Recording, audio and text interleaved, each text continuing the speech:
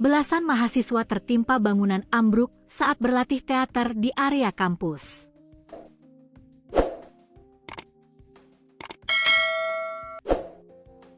Mahasiswa yang menjadi korban ambruknya bangunan tersebut langsung dilarikan ke klinik kesehatan hingga rumah sakit. Tidak ada korban jiwa dalam peristiwa ambruknya bangunan yang menimpa belasan mahasiswa itu.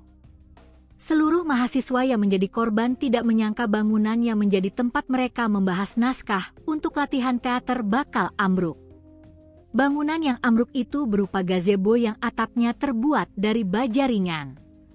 Dikutip dari tribunpriangan.com, peristiwa ini terjadi di Universitas Siliwangi, Unsil, Tasikmalaya, Jawa Barat pada Minggu, 16 November 2025. Hingga Senin pagi, tercatat 1 orang mahasiswa masih menjalani perawatan di Rumah Sakit Umum Daerah, RSUD, Dr. Soekarjo.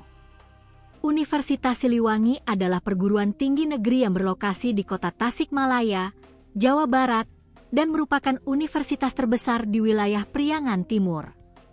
Awalnya bernama Akademi Ahli Administrasi dan Supervisi Pendidikan, ATSUP, Siliwangi. Nama Universitas Siliwangi dikukuhkan pada 25 Agustus 1980. Status berubah menjadi perguruan tinggi negeri, PTN, pada 2014, diresmikan oleh Presiden Susilo Bambang Yudhoyono. Peristiwa itu terjadi pada saat mahasiswa sedang berlatih teater. Mahasiswa dari Fakultas Keguruan Ilmu Pendidikan, FKIP, Unsil jurusan Bahasa Indonesia sudah berkumpul dari Minggu pagi sekira pukul 9 WIB di gazebo. Mereka menyiapkan bahan naskah untuk latihan teater salah satu mata kuliah di FKIP. Saat sedang beraktivitas pada pukul 12.55 WIB, mahasiswa itu sempat mendengar suara yang dikira ranting jatuh. Berselang 15 menit kemudian, atap gazebo ambruk hingga menimpa belasan mahasiswa yang ada di dalam gazebo. Para mahasiswa langsung dilarikan ke klinik kampus, RSTMC dan RSUD Dr. Soekarjo Kota Tasikmalaya untuk diberikan penanganan pertama.